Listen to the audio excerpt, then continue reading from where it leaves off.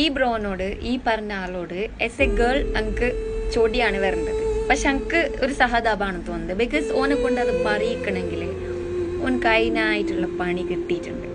ഓന് സ്നേഹിച്ചിട്ട് ഓൻ ട്രസ്റ്റ് ആക്കിയിട്ട് കൊണ്ടു നടന്ന പെണ്ണിൻ്റെ ഓൻ കെട്ടിൻ്റെ പണി കിട്ടിയിട്ടുണ്ട്.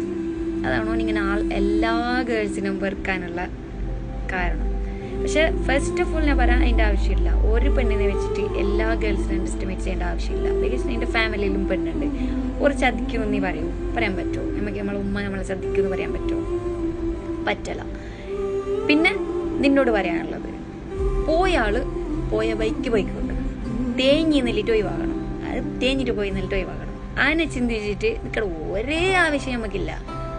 നിന്നോക്ക് ഡിസേർവ് ചെയ്തിട്ടുണ്ടാവില്ലടാ, അതുകൊണ്ട് പോയി ഇപ്പം എപ്പോഴും ഹാപ്പി ഉണ്ടാവും എനിക്ക് പറയാൻ പറ്റുമോ? പറ്റല്ല. ലൈഫിൽ ഏതെങ്കിലും ഒരു ടൈമിൽ നിന്നെ കുറിച്ച് ചിന്തിക്കല്ലേ.